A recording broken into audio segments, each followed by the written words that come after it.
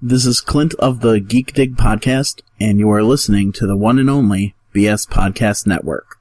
Jumbo, everyone! Harambe! And welcome to another edition of the Magic Our Way podcast.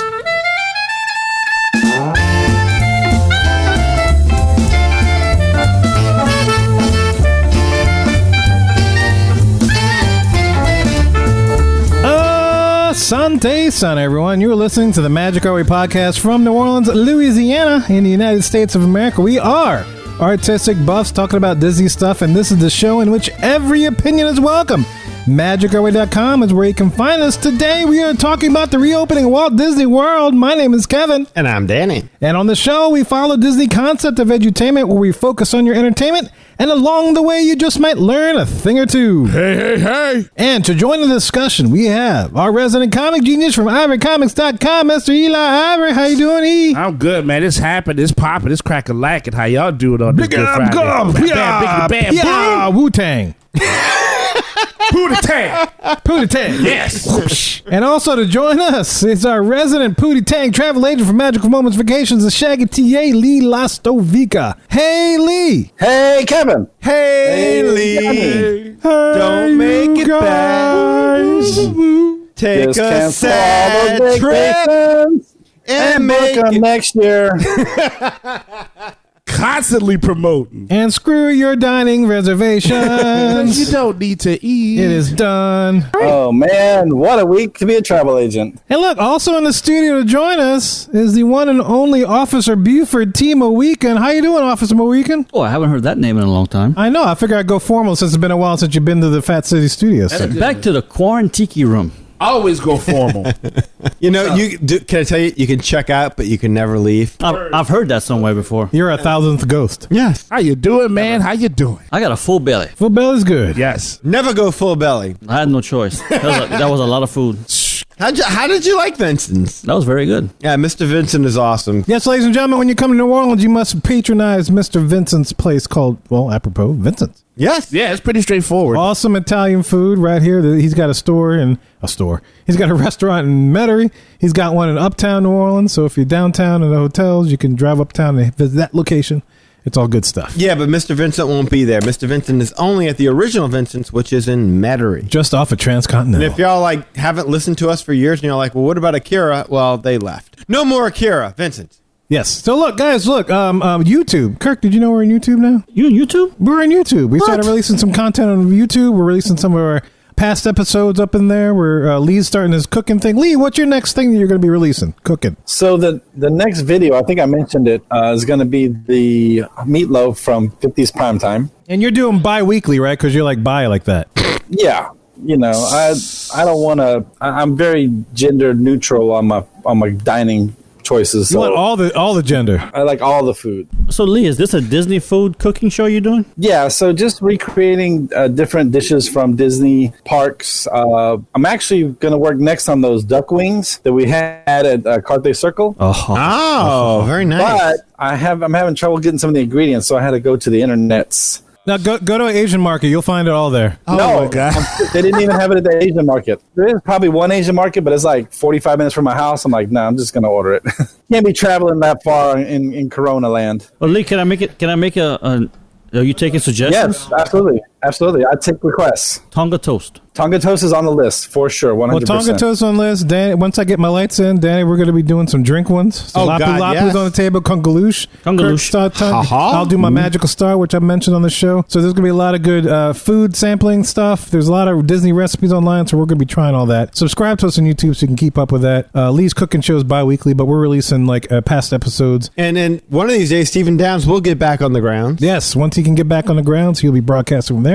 July 11th, hopefully. Hey, wait, real quick. Hopefully, Raz get healthy soon. Yes, and yes. we'll be able to have her on as well because we have talked about doing something with her as well. So looking forward to having her on the show for sure. A lot happening. A lot happened, yeah. So you want to stay up with the Magic Our Way YouTube, podcast. the WeTube, the iTube, all that. Get all the tubes. Those tubes, all the tubes. Tube steak? Inner tubes. touch tubes? Inner tubes, touch tubes. Touch tubes? Touch tubes, yes. All right, so look, we're doing another Q show today, guys, because a lot of news has been released since we recorded the last show.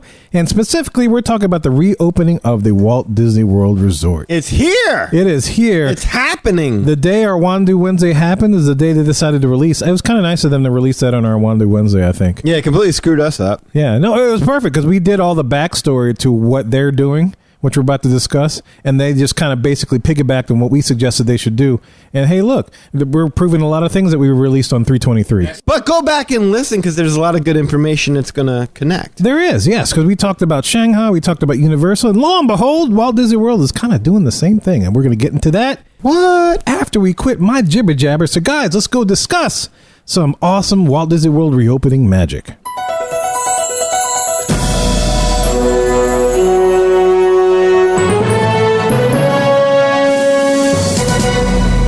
Mohicans, ladies and gentlemen, here we are on the queue, and this is the segment in which we get to discuss all the latest news and happenings in the world of Disney today. And the main thing we're going to be discussing on this show is the reopening of the Walt Disney World Resort, guys. How about that? Whoa! That's the wildest, man. Good news. Good news. Good news. Good news. We heard about Universal. We talked about Disney Springs last week. We knew about Shanghai, and of course Legoland and SeaWorld are somewhere in there, but whatever. Whatever. Yeah. Oh, yeah. Like, yeah, it's like They're doing their thing. Shamu-hoo. I don't know. Yeah, toss them a bone. the TG&Y opened. Yeah, whatever. Yeah, yes. Woolworths opened up. But we are talking about Walt Disney World reopening. Yes. And so we're definitely looking forward to that. And so we put together a show. We're going to talk about the protocols, the things that you can expect when you go to the parks. We're going to give you the timeline of when things are open. So let me just first start off with a couple of quotes that I got straight from Disney. The first thing about this is to make sure that you understand this about what Disney's doing over there. They say, and I quote, "We're being deliberate." Deliberate is a word you're going to see all over their website. "We're being deliberate during these phased reopenings, and we're encouraged by how our guests are responding at Shanghai Disney Resort and Disney Springs," which we happen to talk about in our past show, yeah? 323, guys, listen to it. Yeah, that lady deliberately lit up some hot dogs in the middle of Disney Springs, but okay. But anyway, I continue. And Hey, Kevin just blew right past your lady. I don't know what to do with that. I don't either. Don't cook it. And obviously Disney Security didn't know what to do with that either. I mean, what do you do? Somebody set up a table with hot dogs. What are you going to do? Bring out marshmallows. Desperate times. But anyway, so Disney continues on with that quote, and they say, "We're doing our part, and we need our guests to do their part too, as we work together to focus on safety." So if you remember that little survey from Disneyland last week, we presented a lot of things that Disneyland would do, and would they come back if the guests would we be expected to do that? So there you go, right there in a quote. So it's kind of a give and take with Walt Disney World. Very, very interesting. And I'll continue on. Now, one last quote, and we'll get into the timeline. Disney says, "As we prepare for a phased reopening, we've made updates based on guidance from health authorities, such as the Centers for Disease Control and Prevention, and appropriate government agencies. These measures are designed to promote," and this is what they're going to promote, "cleanliness, physical distancing, reduced contact." So they end their whole spiel with, "It may be different from the last time you visited, but together we can find new ways to create magical moments and memories to treasure." Oh. Marty Sklar couldn't have wrote it better. Yeah. I don't think he did. Well, he's dead. I said it's like, That would be a problem, I think. Yeah. That's why he couldn't that's why write he it. couldn't have wrote it. He couldn't have wrote it, yeah. Unless you got a Ouija board. But I do remember that show, 1, 2, 3, Reduce Contact. That was a good show. Yeah, it's like the Keep Your Bloodhound to Yourself gang was on that show too. Yeah, it was good. It's good. All right, so let's get on the timeline. How about that? Sure. Shall we start with that? So this is a timeline you can expect things to reopen. So if you're booking something soon or with Lee, and Lee, since you're the traveler, you're more than welcome to jump in any of this. But first of all, let's start with this. The first date is July 11th, 2020. That's the date. July 11th, 2020 is when the Magic Kingdom and Disney's Animal Kingdom will reopen. Two of the best parks in that resort. Absolutely, and Kirk can't even deny that. I say as I look straight at Kirk. What up, Kurt? I said that specifically because Kirk is here. As he's staring at his iPhone, pretending not to notice. Trying to pull up what he's reading from. Oh, I'm reading from the Disney Parks blog. In fact, all of our sources we post on our website. So I'm pulling from the Disney Parks blog, as well as Shanghai Disneyland Resort, as well as the Know Before You Go post that they have on their website, which I will link in our show notes. So if you're not familiar with that, and I did link this in our group, Our Mohican Pleasure Island 33 Facebook group.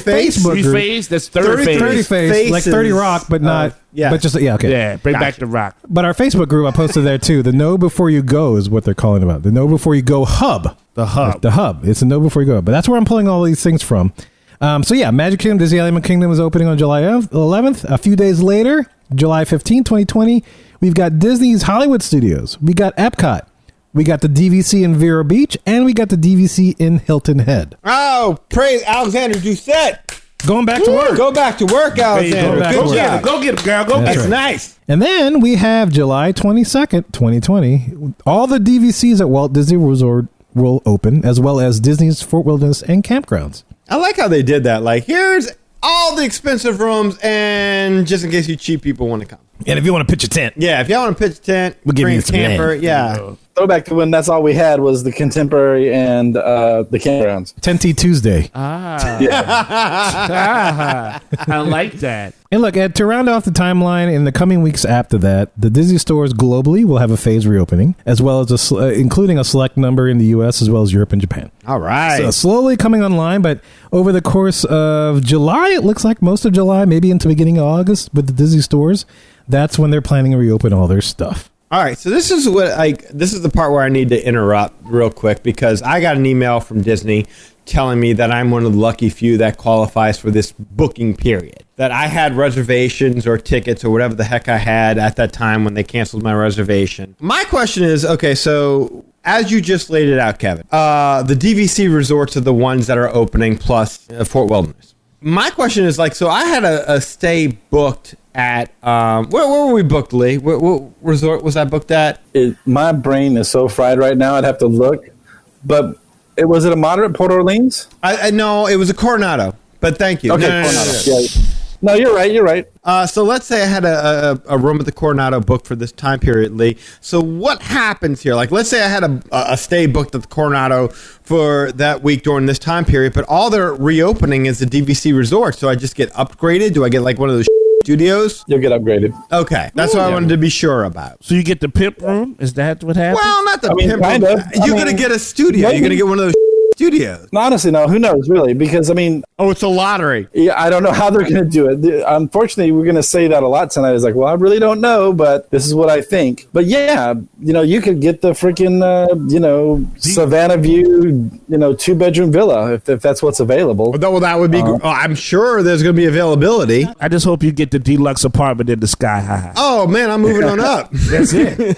So what does that mean, Lee? What does that mean for us that the DVC resorts are opening early and every other resort? Like I thought it was kind of interesting that they kind of announced that maybe in and around July 11th that they were supposed to be opening the rest of the resort. But then they quickly retracted that within less than 24 hours. They'd already taken that away. So the only things that we are confirmed that are going to be opened by the time of Disney's reopening is going to be the DVC resorts. What does that tell you, Lee? Oh, and before you answer that, I was mistaken. It's not July 22nd. It's June 22nd. So June 22nd, the DVC resorts and Fort Wilderness are reopening. Oddly enough, long time before July 11th when the park's opening. Right. So I guess if you wanted to go stay at a DVC resort and just hang out by the pool, you could do that because you don't have any parks to go to. Or you could go to Disney Springs. Can I tell you something? That was something I was wondering about because the DVC resorts are opening before the parks. And I'm like, how loyal do they think Disney fans are? Like, if I'm a DVC member and I've got points to spend, they think I'm going to come in there on June the 22nd before the parks open in a couple of weeks and spend all my points on a room and some pool time and the Disney Springs, and that's it? You might if you can't extend your points, or if your points are, it's going to be a use them or lose them situation. Well, I would hope they be flexible during these uncertain times. How is the flexibility looking for DVC members, Lee? I don't know how all that works, to be honest with you, so I cannot give comment. I know that I've heard people, in different forums say that, well, I can't move it to August or I can't move it to September because I'm going to lose my points. Maybe they're already extended out. I'm not sure what each person's individual situation is. I know, like my mom, she's DVC and she has a resort booked right now for July, and she said that they are able to use their points later if they need to. I do think there are probably different people in different situations as far as their points go that maybe are to where they just really do have to use them. So that's it. Like, these are people who can't even afford to wait 3 weeks before the parks. Possibly. Again, I'm not 100% sure. I've just seen comments like that on different, forums and pages. So. Well, it's a shame. Too bad you don't have a DVC member on the show. Yeah. I know. Can we maybe contact Madame Leota and see if she can contact from beyond a DVC member that might be close to us? Madame Leota, please get Kevin to say whether or not he knows anything about this DVC thing. I'm here. Hey. So Lee, was it your grandmother, your mother, you said? My mom. Your mom would have gotten this email as well. So I got an email called Disney Vacation Club Phase Reopening. So basically, the part of this email states this. It says, finally, as part of our continued efforts to provide flexibility during these uncertain times, we are further changing and extending our temporary policies regarding expiring points. So April, June, and now August, September, and October 2019 use year points that are set to expire in 2020 and that were used for reservations during the closure period will be extended for 1 year from the current expiration date. So they get another year to use those points. Else to wall. That's fine. There you go. Very good. All right. Very good. So worried about the points. Glad that's fixed. Now, Yes, there we are. additionally, April, June, and now August, September, October 2018 use year points that were banked into 2019. So this is when we have to bank points if we're not using the year before. We can put them towards the next year. rollover? Yeah, rollover points. Yeah, we can opt to do that. So people that did that for into the 2019 use years and use these reservations will now all expire on November 30th, 2020. So they're giving it a little extra time, but not They're giving us some leeway. Just a little bit there. There's nothing wrong with that. Yeah, that's necessary. Yeah. Good for them. Yeah, and then just to finish off, they say this temporary policy only includes expiring points that were used to book a stay arriving between March 12th and the end of the closure period, and that involve a reservation canceled after February 29. There you go.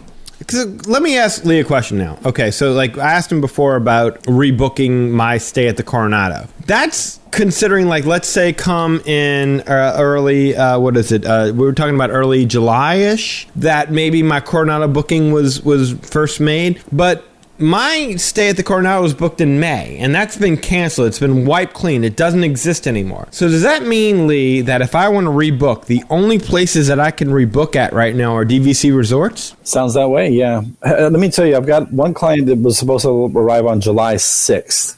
So she just barely missed, this new opening time. And I've been literally calling every day to try to get her rebooked for a later date, and nothing is working. The systems are down. And so I don't know if this is something that Disney's done purposefully to, kind of put the brakes on getting overwhelmed with reservations. But right now we can't do anything with reservations. So, yeah, I mean, your guess is as good as mine at this point. But I do understand that people that had their reservations canceled because of COVID should get first dibs on rebooking. No, and I get that. And that makes sense. And that's totally logical. But the idea being that I booked an All-Stars room, and now I get first priority towards rebooking, but my only options are a DVC villa. Sure, that's a good question. Yeah. That seems a little kabuki-ish. You didn't cancel it yourself, but No, right. you're affected. So this was, if I'd have told you in April that all that was going to be available was DVC resorts, you would have said I'm crazy. Well, I would have said, no, I don't want to book a DVC. I don't want to pay top dollar for a studio, hotel room that is not going to be any better than a room that I would have got at the Coronado or at the All-Stars or whatever. Except I got a coffee machine, like a little, whatever it is. But I mean, you see what I'm trying to say here, right? Yeah, because now you say, okay, I want to rebook. Okay, well, would you like to stay at Bay Lake Tower or would you like to stay at... right. It's like, no. No, I just want to go to Port Orleans and, tough. If you want to rebook, you got to be rebooked for a DVC resort. And that's the part of it that really kind of makes me question. I mean, look, I've always said this about the Iger administration, is that they just know how to milk every last dime out of the Walt Disney consumer. And let's face it, the people who are going to go to Disney right now are the people who are just jonesing for their Disney fix. right? They have to be on the front lines. They got to be one of the first people in the park. They've got to, put it on their YouTube channel or their blog about it or whatever they got to do they're just dying for a fix. Most people are just kind of laying back. The casual Disney fan are laying back at this point in time, waiting to see what happens and what's going to how it comes to them. Are you saying this is like a plot to sell more DVCs? Like, hey, we're going to get you here and you're going to love it so much you're going to sign up for DVC. And no, I'm saying okay, it's like, look, I know you were scheduled to come and we'd love for you to still come, but in order for you to come, that all-star room, that's off the table. You need to book a bungalow. You need to book a villa over at Boulder Creek. You need any of that stuff. I mean, the idea that my little, $99, $102, whatever it costs whenever I booked it, my little room at my little Value Pop Century Resort or whatever is no longer an option. In order to go ahead and do it, in order to go ahead and be on the front lines of being the first people back in the park, because I'm a loyal Disney fan, I'm a diehard, it's important to me to be one of the first people on there. I have to be at one of a number of DVC resorts. I mean, don't get me wrong, there's still time. I'll give you a little different way to think about this. Okay. Now, at the time you were canceled, they did say to you, hey, if you'd like to come back before the end of September, we'll give you free whatever dining. It was. That's free dining or Yes. what have you.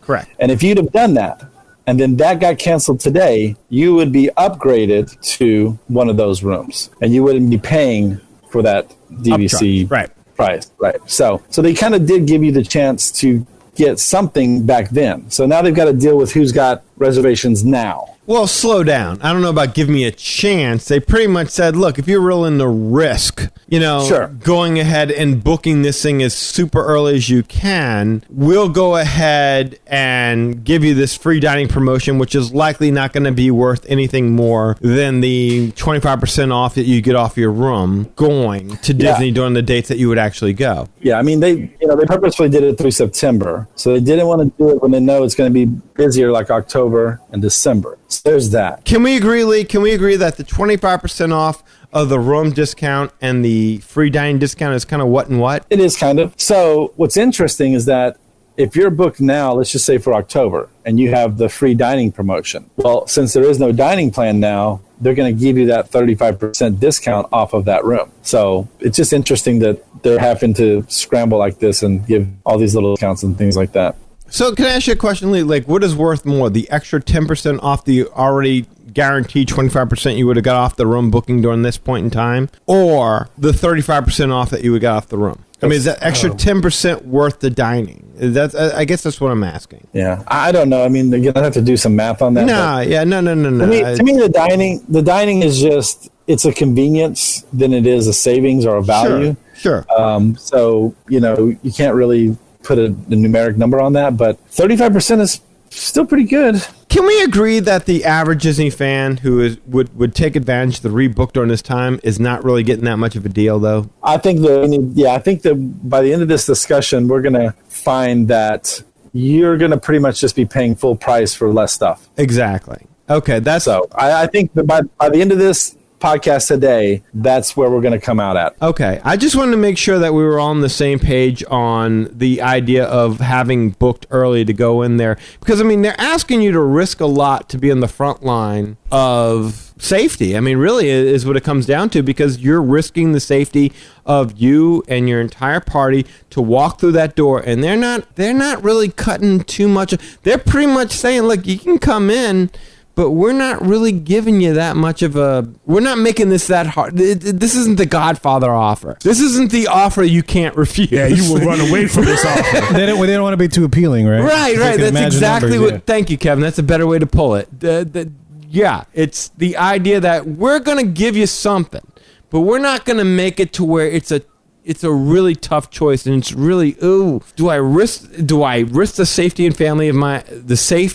and health of my family and step aboard a plane and go to Disney World and risk it when we step in foot in the parks for the first time? Do I risk all that because the savings are just too much to pass up? Well, so there's the question, right? Like, would it be a worse look for Disney if they were giving you massive discounts because they're begging for your business. No, it would not. No, I agree. It would No, not. It not would. at all. That's Not at actually all. being empathetic to the customer. Thank you. And in fact, very empathetic to people in the service industry right now who have been without jobs for a couple of months now, who would love a chance to get out and forget about life for a while, but it's not going to happen. Goes to show what I've said time and time again is that they know how to take advantage of they know the loyal Disney consumer is never going to go anywhere. It's really I hate the way they do that. But that's how they have to base it. Their whole thing is saying we don't have enough to really entice you. We have to get our money back that we've lost during the pandemic, right? So we're counting on you to bail us out. Now, my worry is if you're getting a discount on the dining, right? I mean, what's actually on the menu?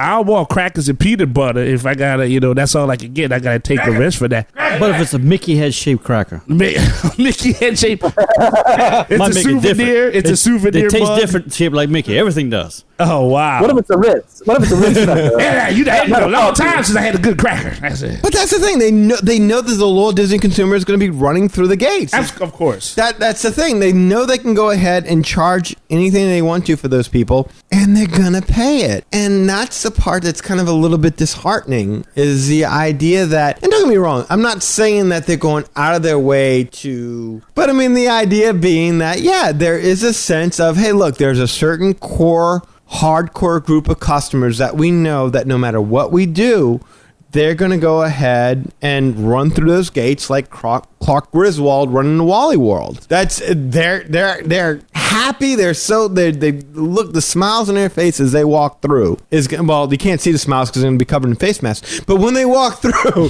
underneath those face masks, they're going to be smiling so much because they're so happy to come here. We give out face masks at the park that have smiles on them. Guaranteed smiles. Yes. Absolutely. Okay, so why don't we move on, Kevin? Yes, we'll move on. Yeah, so we got a couple of quotes here that I pulled from a lot of different articles that I pulled this show from. And first of all, Disney says plans to support required physical distancing as well as enhanced cleaning measures, along with a number of other safety and cleanliness protocols, will be implemented as part of this planned phased reopening. And this is a quote I pulled that I like to see. And they lead off with this. It says, as we begin to reach out to our cast members and call them back to work. So that makes me feel good, right? They're going to get your jobs back. I do like that. But I do. I also don't, there's a part of me that's conflicted because there are also, cast members who are being called back to work that maybe are uncomfortable going back to work right now. Yeah, That's true. uncomfortable or unable or not sure if they want to. They're going to be doing twice the work that they were originally assigned to do before this thing happened. That's a great point. Yeah. Great point. So if they do come back to work, Disney says they will be focused on operating our parks in a responsible way that continues to give our guests opportunities to create magical Disney memories. And the last quote I'll have is this, and this talks about all the different things that you might experience. It says, this phased reopening will demonstrate a deliberate approach. Again, deliberate. They like to use the word deliberate. A deliberate approach with limits on attendance and controlled guest density that aligns with guidance on physical distancing. This means certain experiences we know draw large group gatherings, such as parades and nighttime spectaculars, will return at a later date. In addition, high-touch experiences, such as makeover opportunities, Baby Doll Boutique, playgrounds, and character meet and greets will remain temporarily unavailable, but characters will still be in our parks to entertain and delight our guests. So there's just a little projection of what you're going to expect when you go into the parks, for sure. So let's jump into the protocols. So much like we did on the past show, 323, where we talked about Disney Springs protocols, Universal, as well as Shanghai, you're going to hear a lot of parallels to this. And there's reason. They had a lot of things to draw from and saw what was successful, especially from their Shanghai park, and they brought it here to the United States. So now, first of all, a la Shanghai, we have the theme park reservation system. Oh, God bless. Yes. Theme park reservation system. Who didn't want to hear those words put together? I know, right? That was a lot. Yes, as if booking a Disney vacation wasn't complicated enough. Now they're Here doing comes this. a theme park reservation system. It's, At least you only got to book one thing as opposed to, different tiered fast passes, and you can't have this if you've got that, and make sure you wake up and push Animal Kingdom to the end of your trip so you can get this fast pass. And all you got to do is say, I want to go to Magic Kingdom on Monday. If you have to book a reservation to go to a specific park on a specific day, isn't that basically making every day at a theme park a hard ticket event? oh, that's a great question. It's interesting. Yeah.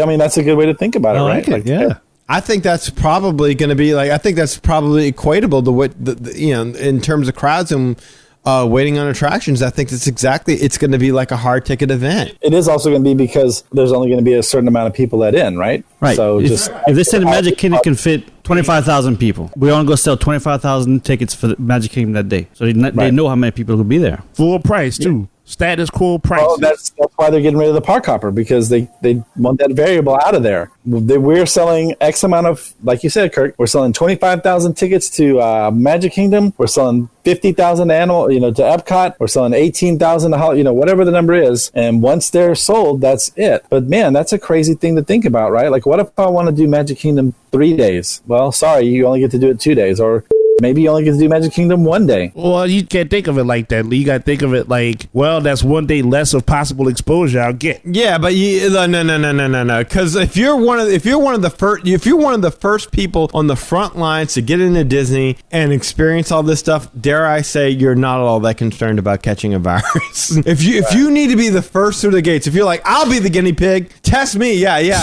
Put me on the rise. Yeah, I want my normal. Right. I don't care. I'm nothing normal about this. I'm not saying that the people who are going to be going to the parks in the very first days of opening don't care about their health. But I'm going to say, if you went to the park in the first day of openings, chances are you are very, very. You are less concerned about your health than the rest of us. Yeah. Is that fair? Yeah, you're a diehard. Yes. Really diehard.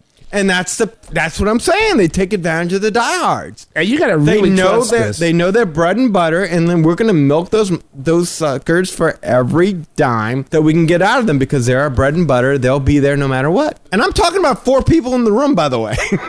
But we have family, so I'm being a little bit more cautious. I'm sorry. This is just one. Yeah. Go back, Heather. I'm sorry. All right, so let's go into the reservation system. So what this means for y'all. So first of all, reservation for park entry in advance is required. Okay, a la Shanghai. You can research on that. Just to let you know, they're pausing new ticket sales to concentrate on guests with existing tickets. DVC can still make reservations, that we mentioned before. Just to give you a little ticket timeline, first of all, what they're going to do as far as tickets, they're going to work with existing ticket and hotel reservation holders. Then after that, they're going to go to their annual pass holders, and existing ticket holders will make reservations in phases. And then after all that, new ticket holders will be accepted. So nothing new will happen. They're going to work with people that have tickets or holding, and then the APs, which already have tickets, which they know they're going to come back anyway. But look at the genius of this. This is genius language. You know why? This is Willy Wonka, I got a golden ticket logic. They're making this like, oh my God, I got selected. I got a theme park reservation. Did you get that? I didn't get. This is like getting chosen to be able to ride Rise of the Resistance. This is like, I've got a golden ticket. That's right. Yeah. That's exact. Look at the language. I mean, it's really ingenious the way they spin this. It's not like, hey, you're the guinea pig. It's no, you won. You won theme park reservation. You get a reservation. Right? You get a reservation. Smith Party, come on down. Yeah. You're the next contestant on Did You Get the Virus? Yeah, is the COVID right? How you doing? And so what's even better with this, for those people that won, is that they say theme park reservations will be limited due to attendance limitations and will be subject to availability. Wow. So if you go, you know you're going to have light crowds. Both a theme park reservation and valid admission for the same park on the same date are required. So you have to have both to enter. And that's a la Shanghai. Shanghai did the same thing, right? So there's all the tickets and the theme park reservations and stuff, whatnot. Now let's go to hotel reservations. Hotel reservations, they are pausing new hotel reservations to concentrate on guests with existing reservations, which would be Danny, right? I've got my email. No. I got an email. What are you talking about? I'm sorry. You're right. But isn't it interesting that you got that email because your reservation is canceled? Totally. You know what I mean? Like you've already got the money back on it, or you should have by now. I've been rejected, neglected, dejected, disrespected. So, will you be able to be first, or? I mean, obviously, someone who's got a July 6th reservation, they're in the first group because they already have something. But you really don't have anything right now. You canceled and you got your money back. Wow, making me feel like crap. He's cold as a mother. This is a Lee Lostavica difference. when you book with Lee Lostavica, he makes you feel like nothing. When you got a refund, you ain't done. Get out there and fight for me, Lee. I don't need to fight for you. I ain't paid. Danny, you lose, sir. Yeah. You lose. You got nothing. You lose, sir. Lose. I'm just really curious how that's going to work. Like, I'm just surprised you got that email. That's all. You're curious. You're the travel agent. We're curious. We're hoping you enlighten us. I wish I could, man. You know, like I said, I've been calling every day since this whole thing went down, and they aren't giving us any answers other than call back tomorrow. Hopefully the systems will be up. You're like an ex-boyfriend, like, hey, what can I do to help make you take me back? We'll call you tomorrow. Well, Lee, what's funny about the emails is that, you know, I got an email regarding ticket holders, and I don't have a damn ticket, unless there's one that I have no idea, but I still got the email about how they're going to handle tickets and whatnot. Oh, but maybe, like, I got, like, that. Maybe that's why they contacted me. Maybe not because they canceled my reservation, because we had to buy a ticket for my daughter. When we went over there, because now to be honest, so we have those tickets that don't expire because they screwed us on one, and they reimbursed us with tickets that never expired. So maybe that's why they contacted us, is because, not because of our hotel reservations, but because we do have existing tickets. I think that's what they're doing. Do you have any form of existing ticket, Kevin? No. Oh, not that I know of. Oh, well, maybe I should research this. Maybe you should research it. Might well look into it, sir. I know. It's like I was surprised I got that email from Disney Destinations. I'm like, wait, what? What ticket? Might have a queue on the ground. I might have it. Yeah, that'd be great. COVID on the ground. Qvid on the ground. Qvid on the ground. I just think the more logical answer is that it's Disney IT, and that explains everything. You know, well, it's a learning curve. I mean, right now Disney's going like we joke about some of their stuff being, you know, calculating and thought out, and some of it is, and some of it is they're flying by the seat of their pants. I mean, you saw everyone saw them say that the hotels would all be available when they opened up Disney. And then they quickly went ahead and said, oops, sorry. Someone came by that did the math and goes, how are y'all going to do this? Because you got 100,000 guests and 25,000 tickets. Oh, I didn't think about that. And don't get me wrong, they probably will open additional hotels on the 11th, but not every one of them. Right. You know, and that's the thing with this thing, that they're going to deal with the people that have existing reservations. Once they're all taken care of, then they're going to resume the reservations at that time. Yeah. So whenever they're done with all the existing reservations, then they're going to take new stuff after, which is great. Moving on. So rides, attractions, experiences, services, amenities, there'll be limited availability, or some of them may remain closed. Masks. All right. So, and this is a quote straight from Disney. As we all must work together to promote the health and safety of everyone, cast members as well as guests 2 years of age and older, so that's a different age group than we've been hearing, 2 years of age or older will be required to wear appropriate face coverings. They didn't say mask, they said face coverings in theme parks and common areas of resort hotels. Unless you have a Coke in your hand. Then, yeah. Or a churro, or a Mickey bar, or because you can just walk around just stuff in your face all day. You don't have to put your mask on. That's my plan. That might be the brilliance. That's the in between. Yeah, that's at Disney Springs. All you gotta do is walk around with a cup of like a mocha frappuccino, and they're like, "Well, shoot, he's got to." Yeah, that's what he's here to do. He's here to buy a mocha frappuccino and enjoy the shopping, so we can't stop him from doing that. So they will let you take your mask off as long as you're imbibing or eating. It's genius. It's evil genius, but it's still genius. Wow. The idea, like, we'll let you take your mask off. Just purchase something from any of our fine eateries or confectionaries, or whatever. It's evil genius. Like, yes, you can have as much as you want. You can take your face mask off and walk around and infect anybody, but only if you buy something from us. As long as you paid $4 for a bottle of water. Exactly. Just help us get out. I bought a Disney wedding. I'd like to kiss my wife, please. Did you paid for the room and Yes, I everything? did. I paid a lot. All right, good. You give all the COVID you want. Did you purchase the French kiss package? Yes. Yes. Oh, Okay, good. Excellent. Yes. The French kiss package I could not pass up. All right, you are more than welcome to just breathe on all the guests you need that you paid in advance. Like and then Michael kiss your Jackson wife. beat it, right? Or in this case, breathe it. That's hey, just breathe it. What? I just want to make one point, because I was talking to my mom about this, her trip and stuff like that. Who's a We're talking about DVC the face member? mask. Yeah, okay. Yes, we're talking about the face mask, and she said that she got the email and she forwarded it to me, and it's a small thing, but it says, like our cast, all members and guests will be asked to wear face coverings in public resort areas when not eating or drinking. Ah. Yeah, that's interesting. So that's a small little tweak on the word, but it doesn't say required. It says asked. I've heard that as well. Is that also in Disney Springs? It's kind of like they encourage you to do it, but it's not like you're going through the metal detectors at at TSA or something like that. Where they're gonna like, no, you remove that belt and then take off them shoes. And no, they're gonna be like, hey, put on your mask. But if you keep on moving, they're not gonna keep following you. And what did I say, maggot? You put on, you put that covering on now, soldier. Face covering. We got a Joker, guest Joker. Show them.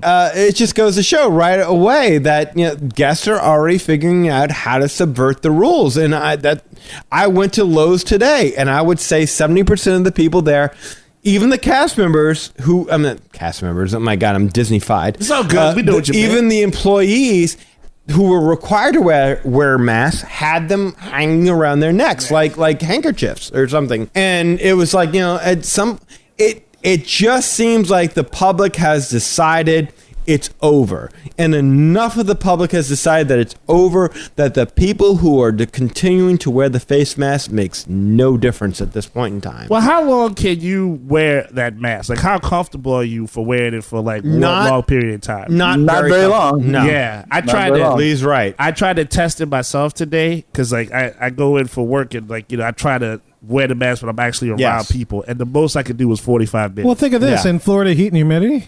Yeah. Oh, that soasounds great. All Yeah. day?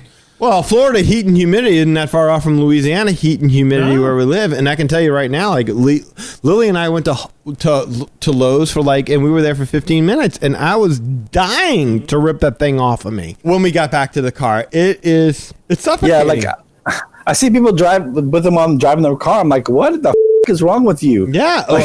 You don't know. Why are you in your own car? Why are you in your own car with a mask on? At least they have air conditioning, though. Yeah. I mean, that's something. I mean, but you get hot, you get muggy. I mean, it starts to bug you a bit as you wear it. And don't get me wrong, I'm fully in the camp of team face mask. Well, here's the thing. But having said that, yes, any more than 2 hours with a face mask on, you're asking a lot. That's it. You're asking a lot of the person who's trying to pay you to enjoy a piece of your product, not even the full product, just a little skosh of product. A skosh. Yeah, That's right. Always a skosh. Always a skosh. Real talk, like today I was helping out a user. I had my face mask on and she had her face mask on, but she had a Lion King Simba shirt. So I was talking to her. We talked about Disney and everything like that. We talked about the reopening and everything. And I was like, hey, basically the same question. I'm like, do you plan on going anytime soon? She's like, nah, not really. I'm like, what's the main thing? Like, she's like, the mask. She's like, I just don't want to be walking around with a mask on, trying to get on rides, trying to enjoy myself. I don't feel like I would enjoy myself wearing a mask. And I'm like, well, think about it. They're going to take a picture of you on that ride, and they're going to try and sell it to you. And you're like, which one am I? You the third mask on the left. I remember I was wearing a Dopey shirt that day. That's me. That must be me. I'll frame that. Bull. That's not happening. I'm the one behind the flexing rock. There you go.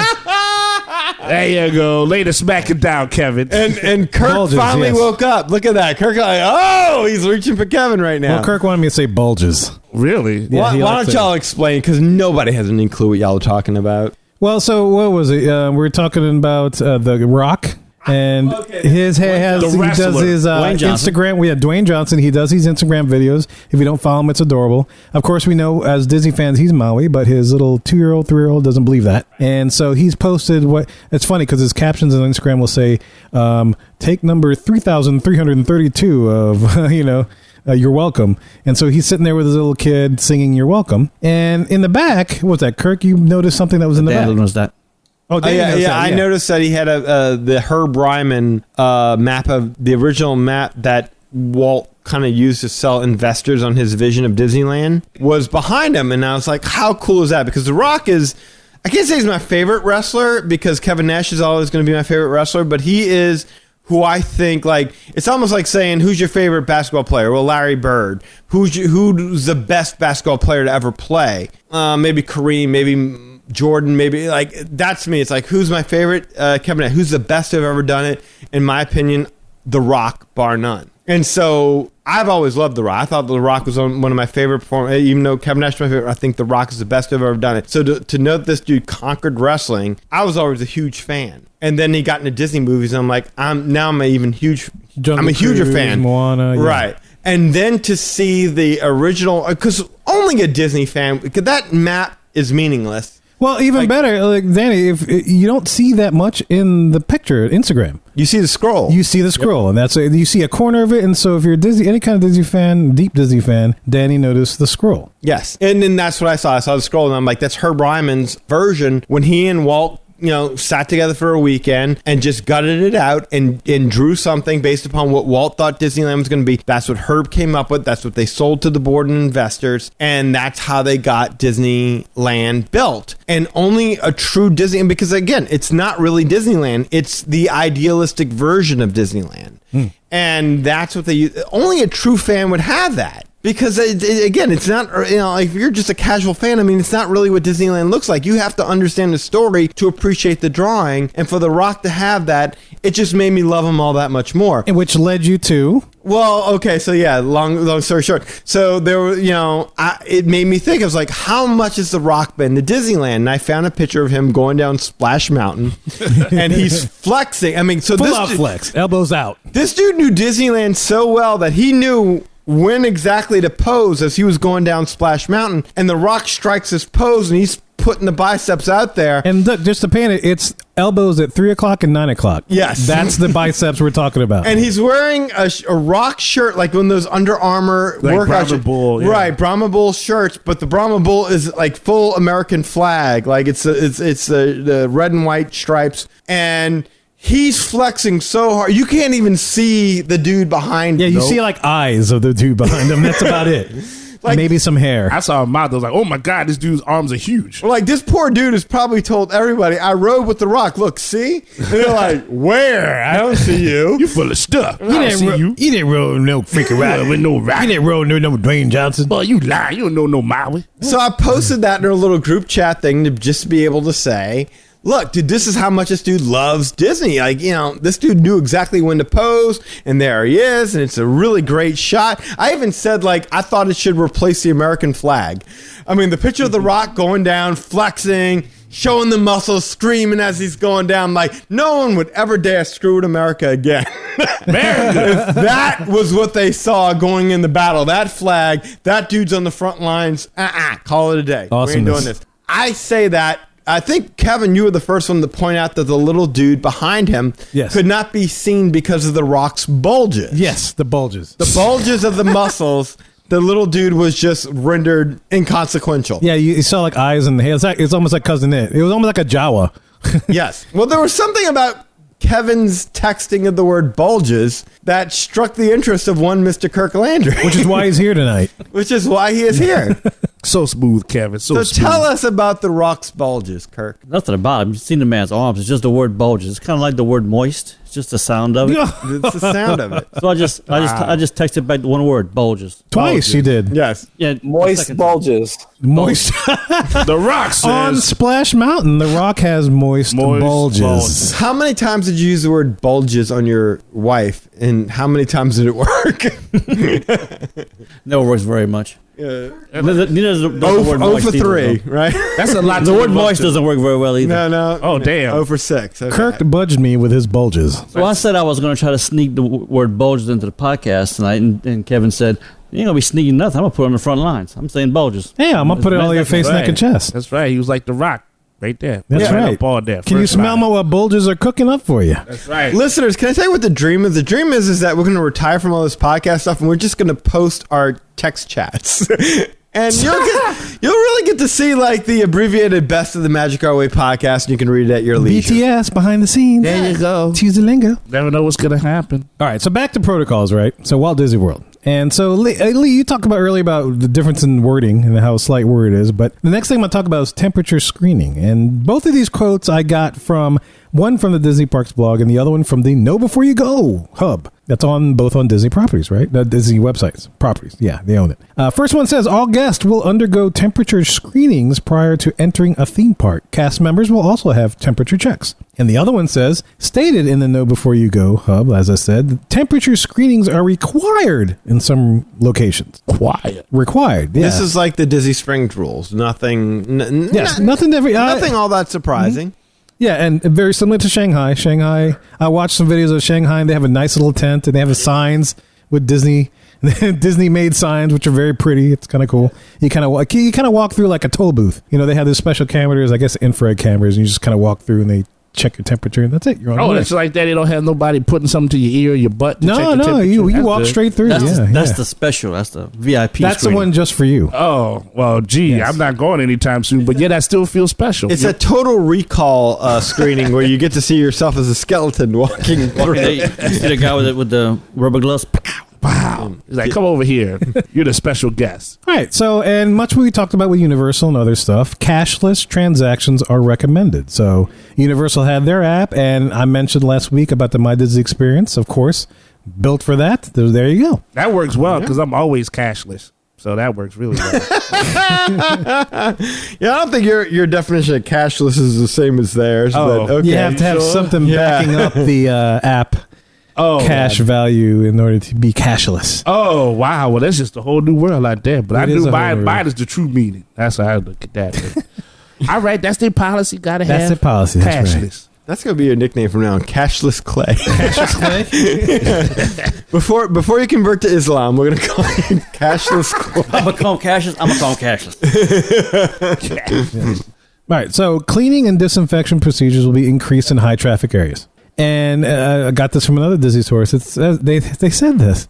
Social distancing squad cast members will be patrolling the parks to ensure guests follow health and safety rules. So they're going to have like cast members like run up and they like push you like so you go 6 feet from another person or something like that? They're going to have those jean jackets like the bike clubs in California, social distancing squad, Disney.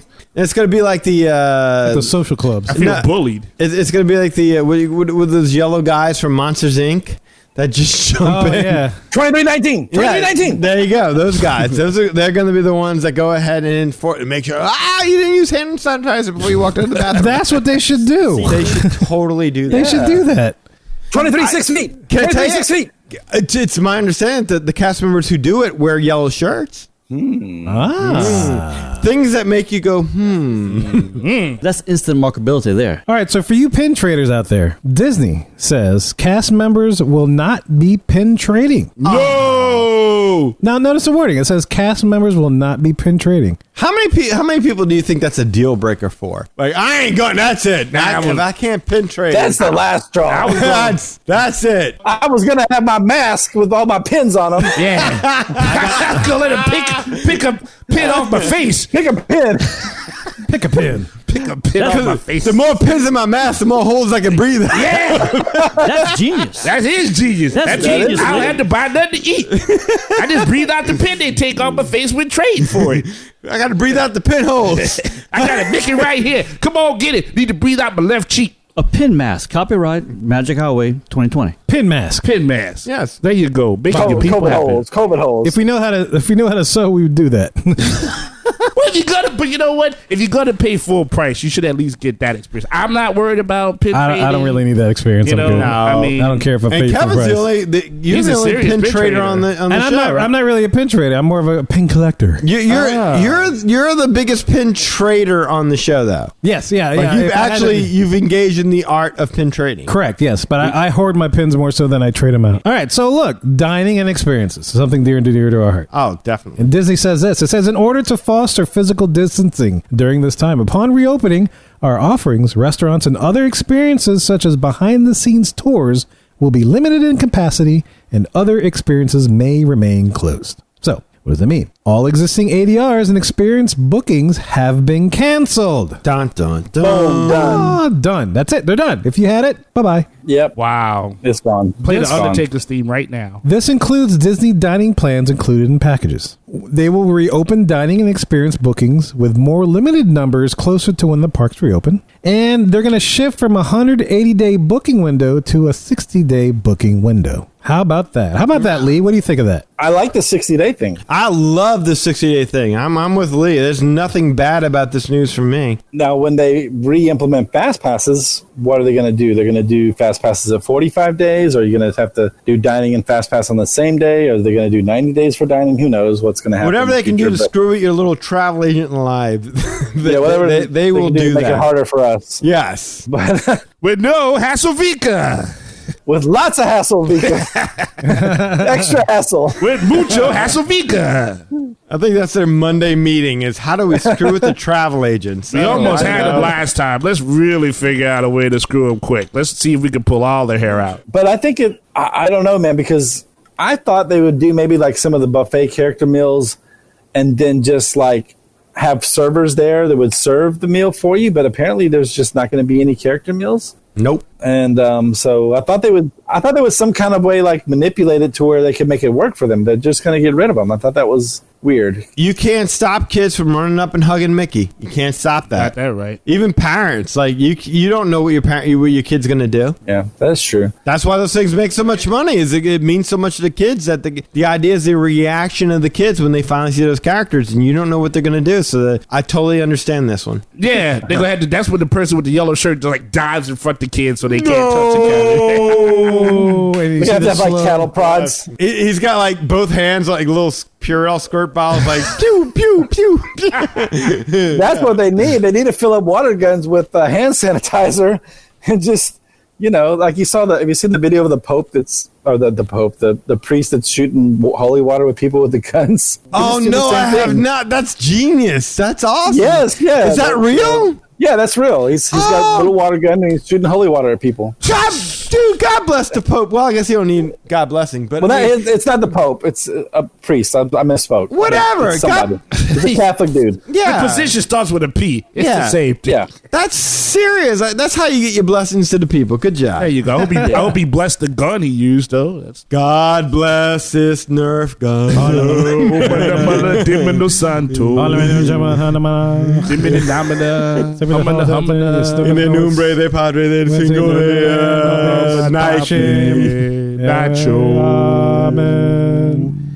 All right, going to Fast Pass Plus, guys. How about that? Fast Pass Plus service is suspended. Terrible. Adios, amigo. Just terrible. Awesome. Existing Fast Pass selections are canceled, guys. Existing ones are gone. I want them curb stomping this Fast Pass Plus stuff. That's right. Damn. Curb stomp it. Damn. Dead. Love it. The next thing they say is that the extra queue space from the Fast Pass line will be used to help with the social distancing aspect. I didn't find any verbiage. I don't know, Dan, if you found any verbiage or anyone found any verbiage regarding a single ride line, but I have to assume that's part of that as well. I would guess so. I would think so, yeah, because the idea of the single rider line is so that way you can pack in every little individual space. Right. There's no point in doing that when the purpose of launching these vehicles is to leave space. Yes, that is correct. So yes, that makes complete sense. Yes. Good job, Disney. Universal had verbiage. Disney, I didn't see exact verbiage. We got to assume that's part of that as well. And also, extra magic hours are also temporarily suspended. What I like about this whole idea, so you suspend this Fast Pass Plus system, and I think part of this has to do with the annual pass holders who are routinely making their Fast Pass Plus reservations, and the idea is being like, look, we can't meet it because we're not letting you guys into the park. Right. Sorry, we want your money, but we want the hotel money too. We need that hotel money, and there's a capacity issue, and you guys have already paid, and they haven't, so Inconceivable. All the money. I mean, just genius, just genius. I can tell you, there's not one aspect of anything I've seen Disney done where I can't be like, man, I understand that. I understand everything they're doing, and it's calculated and it's smart, and it's just like, wow. Sexy. No, not sexy. Oh, okay. Not sexy. No, Not sexy. How you say it's sexy? Yeah, not like You're tricking the word now. unless you count Demi Moore rolling in a bed full of money and smearing. Oh, like You're like, strip tea. that kind of greed, and granted, they don't have much money.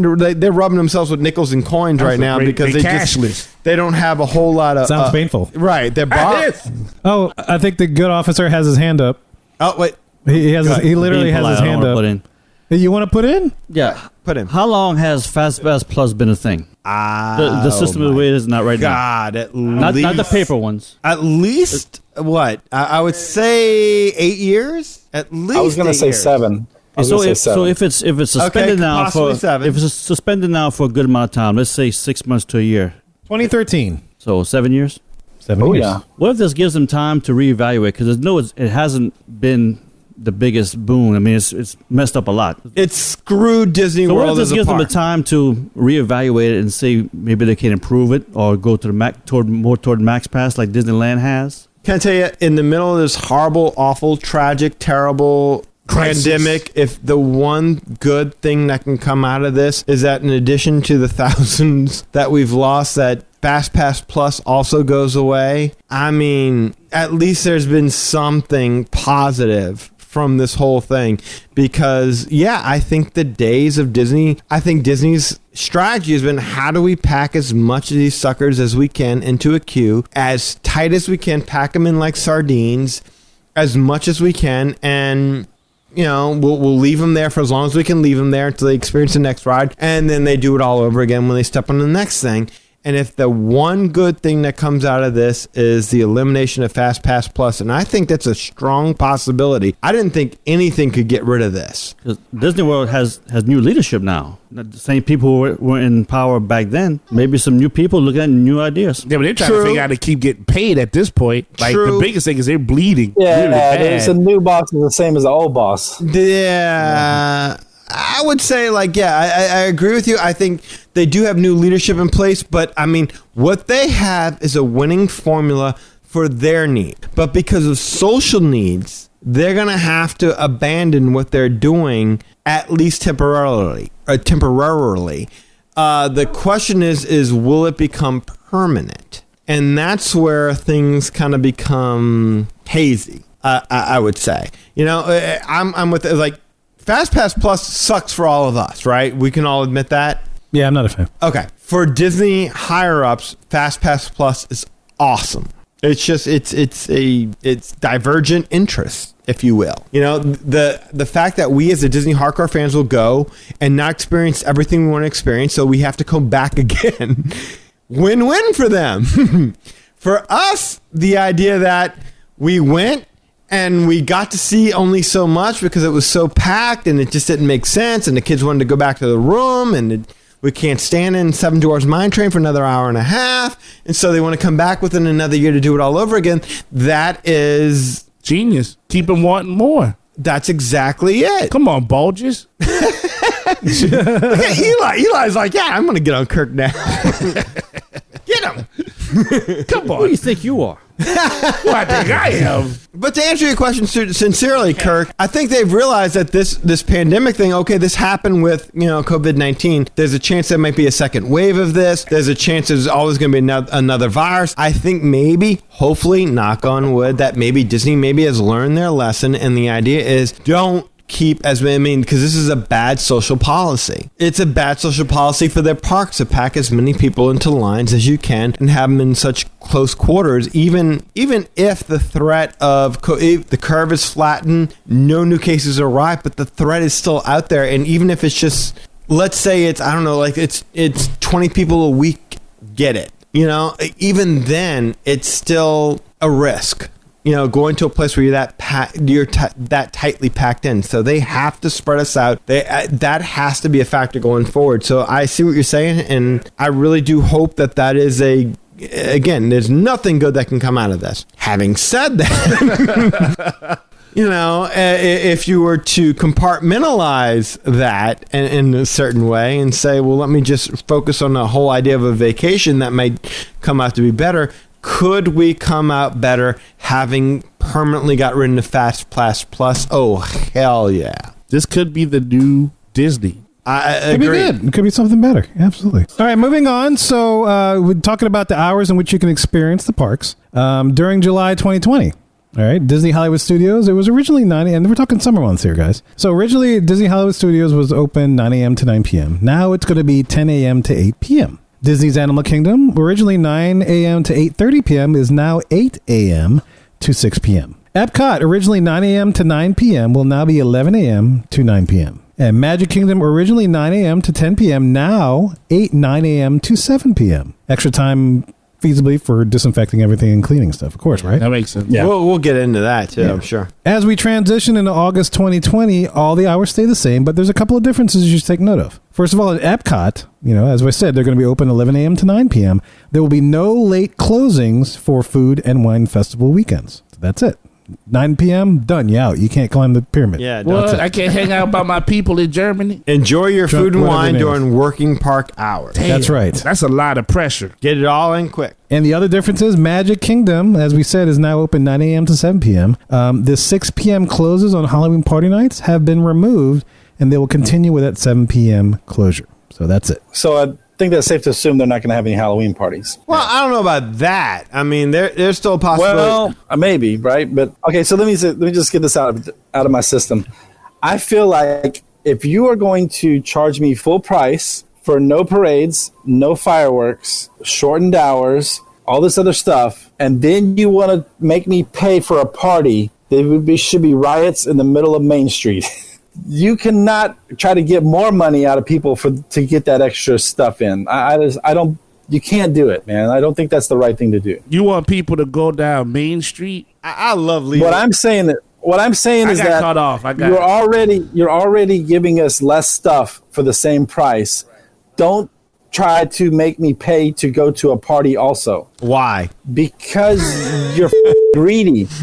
No, they cashless. And okay, and this is news to you. Why? I just don't. I don't think. I mean, that's just If you bad taste. if you It's think just bad taste. We're to on me. a different side Look, of the coin, though. Don't get me wrong. If Then there's they a are. second wave and it's made public and this thing really goes bad, yeah, there won't be no more. There won't be no Halloween parties. But I don't think that Halloween party thing is off the table by a long shot. I really don't. I mean, look. If you make it to Disney by rope drop and you stay until the park closes, congratulations, you got 10 hours to experience everything that Disney has to offer without park hopping. That's the new normal. Such I an think that's just optimism, the huh? new normal. Yeah. No, it is what it is. At this point in time, don't sleep in. If you want the full value, don't sleep in. Yeah. Got that right. Don't I stay up agree. late. Yeah, that's it. This is the new normal. Yeah, I mean, we're looking at 10 a.m. openings, 8 a.m., 11 a.m., 9 a.m. That's doable for the most part. Look, rope drop suddenly means something again. It sure do. Yeah. I mean, I could possibly make that. I'm not going to make no 6 a.m. in the morning rope drop. For extra magic hours and anything. Hashtag rope drop matters. Yeah. No, you know? Well, yeah, but you think that matters. Think about trying to go home. Like, think about the buses. Like, again, You're going to have half the capacity on the buses? less than half. Yeah. I was going to imagine you remember when the scooter used to show up and you're like, oh, shoot, am I going to get on that bus? If a scooter shows up now, that might cost you 3 buses. Damn. Dude, seriously. I mean, this is where we're going. Like, the good news is you're guaranteed to get in a seat on the bus. You won't be standing. How do you do 6 feet apart on a bus? Look, you watch them fill them seats on Soarin' over in Shanghai? It's like a seat, then 3 empty ones. Yep, and a then seat, yep. Yeah. and then 3 more empty ones. A seat, and then 3 more. That's what you're going to Lord. get. Yeah, that's exactly what you're going to get. Yeah. That's exactly what you're going to get on the buses. And if a scooter comes in, you just blew a whole row. All this should be offset by the fact that you're only going to have 25% capacity, right? No. Yes, and I know, no. but it should. It should, right? I'm It sorry. should. It should. You're right, Lee. No. You're right. It'll be offset because the wait times will still be the same. That's what I'm saying. Like, That's why it's going to be because offset. it's all the videos that Kevin sent us, right? Yeah. 60-minute wait times, 70-minute wait times, 90-minute wait times. There's less people, but they also can put less people on everything. Yeah, but they also got to clean it, like Kevin said earlier. You're right, you gotta in between clean it. each. Right. Yeah. If you watch the videos from Shanghai, they don't do that. What they have in Shanghai is they have hand sanitizer at the exits and stuff. That's what they got. So they put you on, they give you hand sanitizer, they put you on the ride, touching the same thing that everyone else is touching. Like, I got so nothing to say. if a guy coughed into their hands, That's it. After the fact, and then put those hands on there. Now, I don't know. 2319. No! Oh, wow. The fact that they're not cleaning these vehicles in between passengers, And that's the thing, right? And I researched this because there's a YouTuber by the name of TDR Explorer, so that's Tokyo Disneyland Resort. Okay. Which one day I got to see if he gets on because that's pretty interesting. No, shut up. But he did these videos for sure, and that's one of the things he said. He's like he didn't notice where he made the videos and he didn't notice where they were cleaning in between. The only thing he noticed was having that hand sanitizer at the exits. See, that would make sense with the long wait if the staff has to come through and clean everything, but then if they're not doing that, they're just social distancing and then hand sanitizer at the end, and that's pretty much it. Yeah, see, that's tough. Yeah. You can only keep up with that level of cleanliness for so long. Now, granted, they're wearing masks. A lot of the patrons are going to be wearing masks. Are they wearing gloves too? No, I don't know if maybe some, but I don't know. I can't say all of them. No, that's fair. No, yeah, most of them, they're going to be wearing masks. That's just how they are. You remember like two or 3 days ago, we were having this conversation via the group messaging app, and we're so far out there, we're getting into we're all into the weeds, and it's like, well, and then Kevin's like, well, maybe they're going to be spraying to this magical fog. Yeah. They had this fog thing that they could spray. What was it, Kevin? Yeah, it was a commercial disinfectant fogger, which I found websites for, and they sell. And the stuff that they spray on to whatever object they're disinfecting would evaporate in a matter of seconds, thus cleaning it. Which well, that sounds feasible if they're going to do that. Yeah, that's good with me. But then when I saw the videos from Shanghai, I was like, they're not doing that in Shanghai. Even trying. If any place that would do it, it would be Shanghai. But if they're not doing it in Shanghai, they're sure as hell not going to do it in Florida. See, but that's what I'm saying. Good bet. That's where they were the first place to shut down. So you would think they would be the most diligent to prove, hey, look, you guys can follow our example. Look how tough we are with keeping up with the standards in this pandemic. But there you go. Now I'm queasy again. I'm shaking again. It's like, well, if Disney's thinking, it's like, look, we didn't do it in Shanghai, so we shouldn't have to do it here in the United States. And you still paid full price for that. You still pay full price. Of which full price one-day ticket in Shanghai is $35 US. Yeah, get all the COVID you want. Get all the COVID you want for $35. Yeah, I looked that up. I thought that was interesting. Wow. But anyway, sorry, go ahead. Let's go to Shanghai, shall we? Yeah, why not? Wear your gloves. Well, it's the only one that's open. Let's do it. Yeah, why not? I was curious really quick. I know you kind of hit through with the rides, but is it something where there's only there's specific rides that are going to be open, and it depending upon how things phase out later, they're going to open more, or they're going to kind of rotate? If they do what they did in Shanghai, that's what they're going to do. So they're going to open with a limited amount of attractions as things progress. And the videos that I posted in the group, guys, we can pleasure on 30 free if you want to join us. You see progressions. This guy, TDR Explorer, this is the week they opened. This is 1 week after they open. You have more of these experiences. And you have second week after they open. You have more of these experiences. So it's going to be definitely a phase opening with that. Either it's going to be unlimited or it's going to be taken offline until such a time they feel like they can add more. You can see that's the thing. If you're going to go ahead and again, you pay the full price, and then you're going to go ahead and follow through with the regulations that, has been set, mask and all that stuff. I would like to have the experience of, say, riding the Resistance, right? Because I've never done that. So I don't need to go back on, say, Pirates again and be the fourth person on the back of the row because, you can't have 3 rows full of people. So I guess how do we know as consumers if those specific attractions we want would be available? They're just going to, you know what I'm saying? It'll come out in time. Yeah, I'm sure they'll say they'll announce it as we get closer.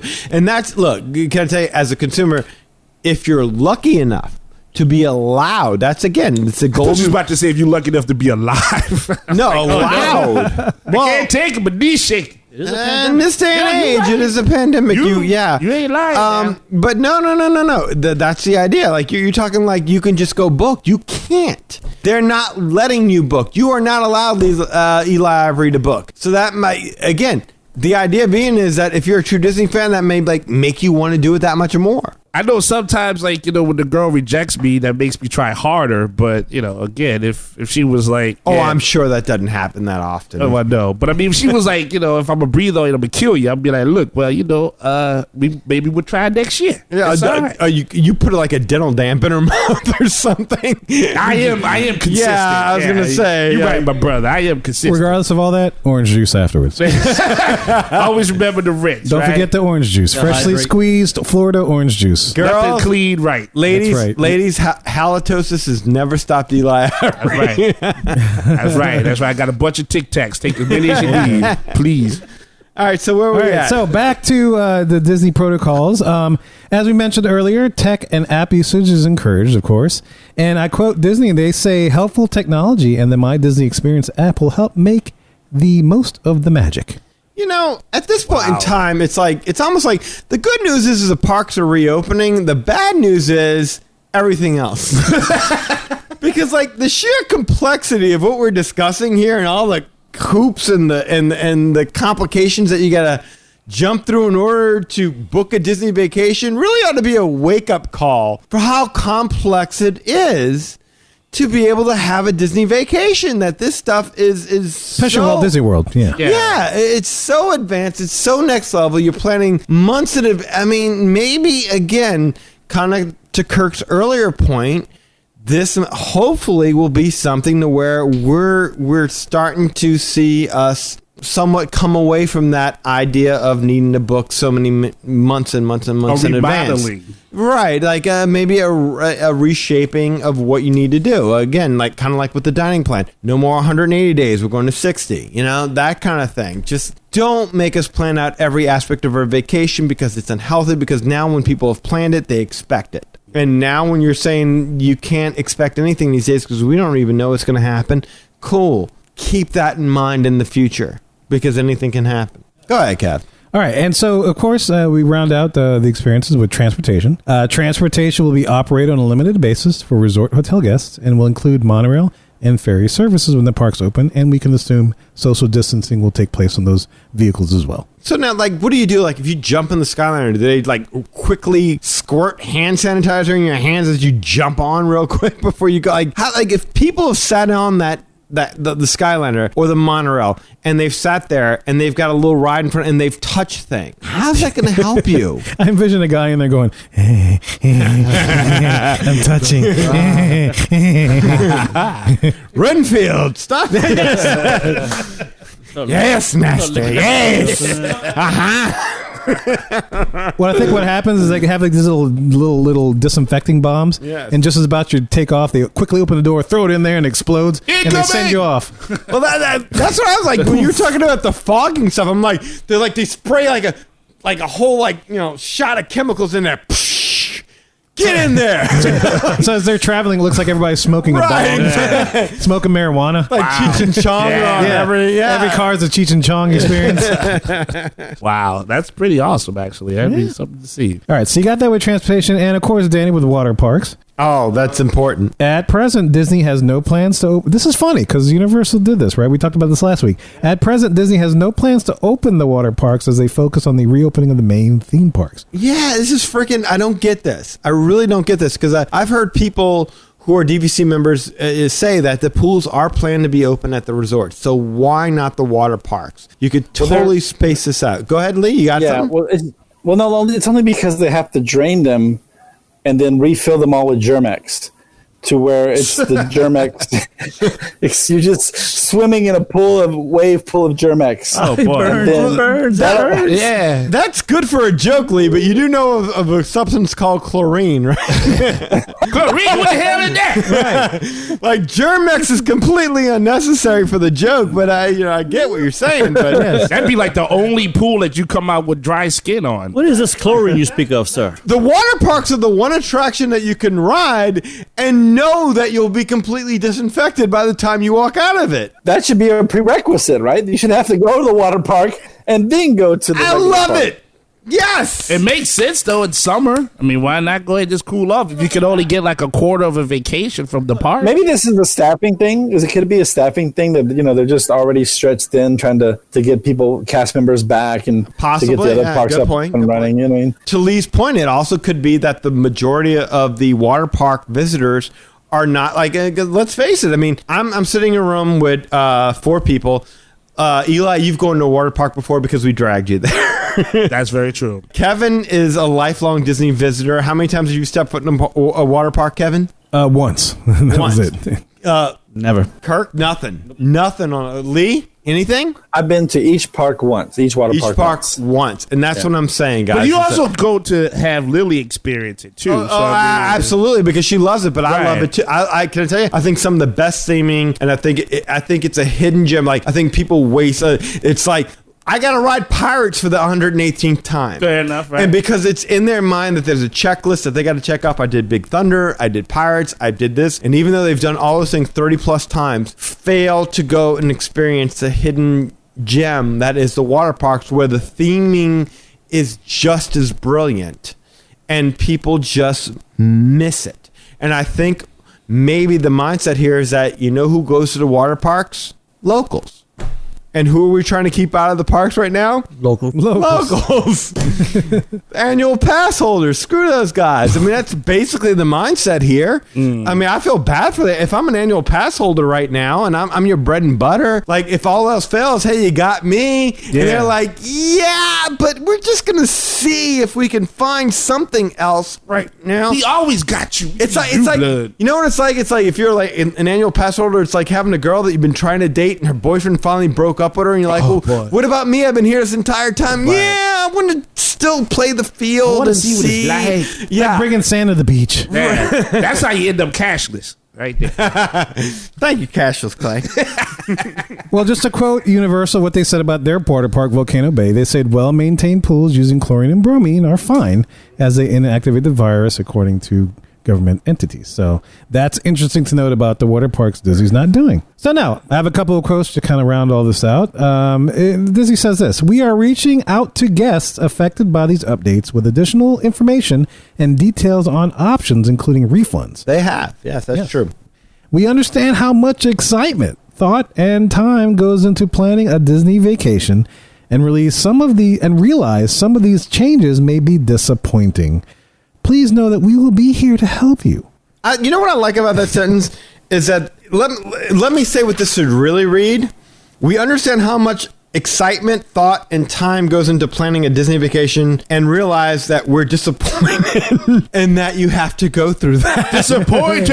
Disappointed. You know, that's how it should read. That so much time and thought has to go into planning a vacation, which should be something that you could kind of fly by the seat of your pants. But go on. I'm sorry. But they say, along with that, they say, please know that we will be here to help you as we remain focused on delivering a wonderful experience for everyone who visits. As long as you can wait on hold for 3 hours. And pay that full price when you show up. But then, their next quote comes back and says this: "We reserve the right to cancel any reservations at Mission Media and purchase and provide backable refunds." In your face.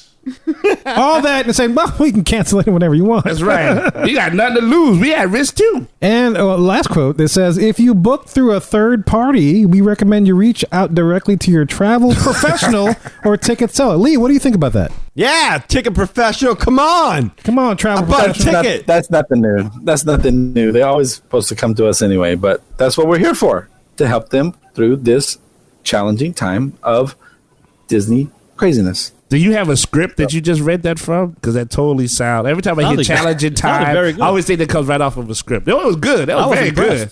I was like, hey, who is this travel agent? I want to book with this dude. He makes me want to book with him right now. This dude makes me feel very secure about my booking ability. And my manliness. That's right. Bulges. How you doing?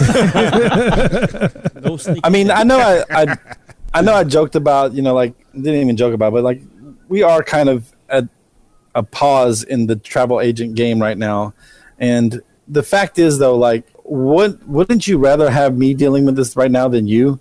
Like, if you had a vacation booked and would you want to have to deal with all these little, well, what about this? And, well, I want to go then. And no, man, just let me deal with it. And, I'll get you to the other side. That's fair. I didn't want to deal with all this stuff before all this. Yeah. No. Right. It would be good to have the list of questions and present it to your fellow travel agent. You have a friend in Lee to say, hey, what do you think about this? Can I have this happen? And to know that you would do all that legwork, that makes me feel safe inside, like a kid on Christmas. I know from my past experience with Lee, when as well as he's taking care of me during the good times, I know he can do the same during the bad times. That's right. Lee got your back. That's true. That's true story right there. Lee got your back. All right, to kind of close this out, we're going to take this full circle from our conversation back on 323 as well as stuff here. We're going to go back to Shanghai Disneyland because you're probably curious as to what maybe some of this may look like. And I just want to get some quotes and stuff from highlights from the press release that they had. The first thing I want to point out is the same wording that Disney decided to use. And this comes straight from the Shanghai press release. And it says this: the initial park reopening will demonstrate a deliberate approach, there's that word again, deliberate approach drawing on the experience from the successful reopening of Disneytown, Wishing Star Park, and Shanghai Disneyland Hotel in early March, and implement enhanced health and safety measures. The same paragraph exists in our parks. It just replaced Disneytown with Disney Springs and everything else. Exact same paragraph. I had to point that out because I thought that was interesting. That is interesting. Special events that Shanghai Disneyland was doing, and this may be something we look forward to. They say the resort looks forward to recognizing and celebrating medical professionals who help make our reopening possible at an appropriate time in the near future. I got to think they're going to be doing that as well. For any kind of medical professionals around the country, you can expect that to happen and take place in the parks at some point. Now, here's something that's different from Shanghai, and wasn't really verb. It may be in the emails, I don't know. And Lee, you might kind of check this out if you want. But this is what they posted regarding tickets, okay? Shanghai says this: the validity period of a Shanghai Disneyland annual pass will be extended for the number of lost days falling between the park's closure date of January 25th, 2020, and the end of the advanced reservation period. Yep. So if you're annual pass holder and you lost that time, you will get it on the back end. They'll basically extend your period. So instead of it, like say, expiring in March 30th, it'll expire, 2 months later from that. Well, whether you're comfortable going when the park first opens or not, it's going to start accruing. Yeah, you don't have much options.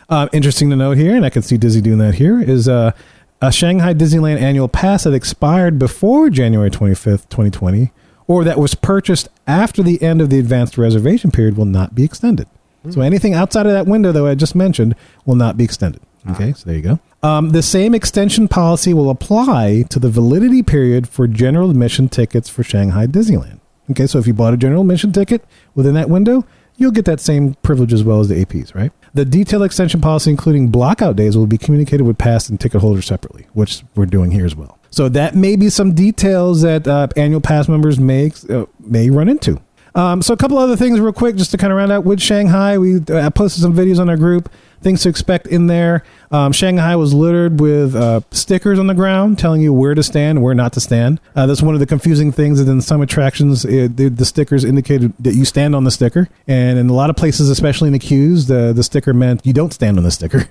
So I don't know why they went with that, but it can be a little confusing. As far as outdoor experiences like shows and parades and whatnot, they had the little squares, painted little yellow boxes, which indicate seats, quote unquote. And that's where people were to stand if they're viewing that. And those boxes were spaced out in a manner to encourage social distancing. TDR Explorer pointed out in the parades, it was kind of hard to do that. They had a parade. It only had it was a very short parade. It was kind of hard to make people social distance during a parade because there's only one viewing spot, right? And so even though they put the little squares on the ground, it's kind of hard to regulate people. As we know, Walt Disney World says they're probably going to suspend parades for now. So if I can sum this all up for you, Kevin, the good news is that the parks are reopening. The bad news is everything else. That's correct. What you're used to, forget about. Exactly. Yes. Yeah. No parades, no fireworks, no meet and greets, no play areas, no water parks, no rides of your guarantee choosing. of admission, reduced park hours, but Extra. Hey, all the hand sanitizer you But other than want. that, You got a place to stay full price. Right. other than that, and and a pool. Wednesday they dropped the news that parks are opening. Everybody got happy. Everybody's overjoyed. Stocks went up. The next day, everything else drops, and everybody's pissed off. Everybody's complaining. Stocks go down again. Can I tell you, I can't help but have that image of being on The Price is Right, and then at the end, after Kevin has explained everything that you got to go through, how much would you pay for this showcase? No case. Danny, I'm going to pass. $1.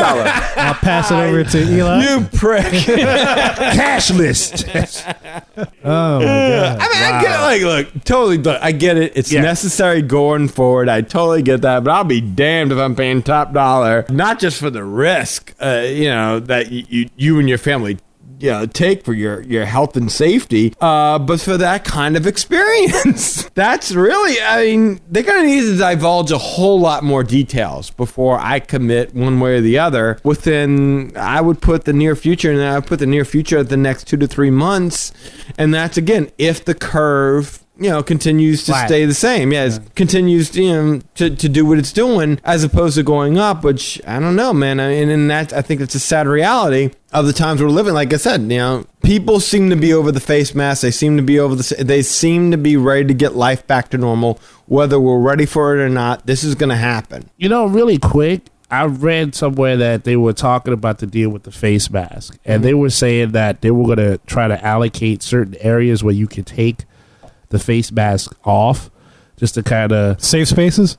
Yeah, like smoking sections, something like that. I seriously read that. I did read that one. Yeah, but smoking sections. They were considering that. Like, I thought about that, and I was like, well, that's tricky. But then I was like, you know what? And ironic. Yeah. As a former smoker, how ironic. They're like, sir, if you want to breathe fresh air, you need to be in that spot. This is over there. designated. You do not breathe fresh air out in the park, sir. I just got to get some oxygen with this mask on my face. You don't understand. Sir, if you look at your map, there are specially designated free breathing zones. Come on, just one quick one. That's all I want. No. This reminds me of the Lorax, man. Disney's going to start selling cans of fresh air. Yeah, you can take with you. You don't have to go. Lorax, this is Spaceball. You got to whiff some oxygen. We're playing Druidia. Like, what are you gonna do? But I thought about that, and I thought about the parade too. And I was like, why don't they do something where they have, like, say, bathroom stall, sans toilet, but something where it's separated, or like like when you go to a shooting range and it's separated or segmented like that. I mean, why not have plexiglass boxes all over the street? Just somewhere it's designated for, like, the set of individuals. That way you can do what you want to do, whether it's breathing or enjoying a small parade, but it's not too confining for everybody outside of your group. Kevin, can I ask you a question real quick? Like, in the Shanghai videos you watched, was there anything that designated which rides? Because some rides came online, some rides did not, I believe you said.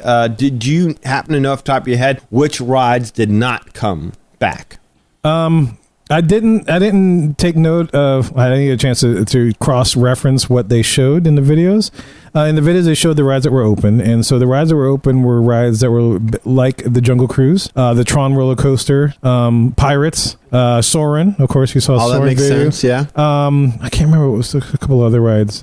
All right, so maybe I should stop beating around the bush. So the reason I'm asking, and again, this is something that we had a conversation about in private on our group messenger chat, which was, to me, there's no way like OmniMover ride can be reopened. Right, and that's the thing I was looking for. Is I was trying to see if they had any dark rides, slow moving rides. They don't really have a lot over there. But I mean, dark rides say like Small World, where the boat stops and people get on. You can spray down the boat. Now, granted, like you just said, now they're not even doing that. They're not even wiping down anything. Yeah, according to TDR Explorer, there was no evidence that they were doing that in between passengers. They just had the hand sanitizer at the exits, and that's disturbing but understandable. Like, because the reasonable thing to do is to send somebody on there with some Purell and then wipe down everything, and then boom, now you can get in the boat. So that's hopeful for people going into the parks, because now the low time in between rides it's not going to be as bad as I guess I think that I expected it would be. Mm-hmm. I figured for sure somebody's going to be wiping things down. Because that's what my argument was, is like for like the Haunted Mansion, which is an like the rides in perpetual motion. How many times would you hear playful spooks have interrupted our tour as they wipe down every single car to make sure that no guests left any germs in there that you might potentially. But that, judging by Shanghai, now we haven't seen what the stateside parks have done, but judging by Shanghai, which is a good barometer. Yeah, that's like the testing ground for sure. Sure, but I'm like, then to say that, I'm not aware, outside of Buzz, I'm not aware of any OmniMovie rides that they have over there. Yeah, there's not that many, and Buzz was open. I did look at that. Buzz was open? Their Buzz was open, And yes. now that's something where you're actually, you're grabbing a gun and you're pointing it and you're shooting. It's not just there's a handrail and that's you're grabbing a gun and you're getting it from all angles and you're shooting all over. So I mean, and that was open. Yes, that was wow. open. I'm better with the surface issue though than the breathing part. You know what I mean? Like if there's holding the gun, you figure when nobody's dealing with it, the virus can't necessarily just hang out there until the next group shows up. So you're saying, like, even if you get in your hands, you trust a hand sanitizer to do this thing as long as you do it on your way out. Right. Yeah, as long as you don't scratch your face or touch your mouth. Digging your nose. Yeah. Touch your butt. Can you get coronavirus through your butt? Anything's possible. Okay. You can get a lot of other stuff through your butt. Well, that's true. We'll let y'all work that out. I mean, hopefully there's some wipe somewhere for somebody, but Kevin is the anal expert of the Magic Our Way podcast. That is true. That is. And by anal, I'm very organized. Yes.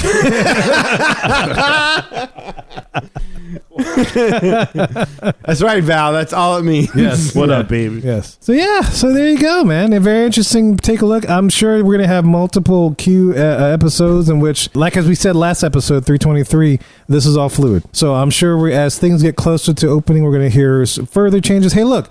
From the time they made their announcement on Wednesday, the next day, as Kirk alluded to, they made other changes, and there's further changes that keep going. So as things progress, as they observe Shanghai, as they observe Universal, especially when Universal's opening next week, yes. or is already open by the time you listen to the show. Smart move by them. Let them go first. Let them no point in being the first on the line. It's funny that they want a lot of their loyal fans to be the first ones on the line while they're taking a more waiting. Let Universal take the first line of fire. Let SeaWorld take the first line of fire. We'll step back and we'll play it safe. But at the same time, again, they're expecting their loyal fan base to be the first ones on the line, paying full price to do. That's exactly right. Yeah. But when this is all over, Universal could be like, "Say we gave y'all a shot at fun when nobody else would." Because if Universal comes out of the first introductory phase and they come out smelling like a rose, they're gonna look pretty good. Mm-hmm.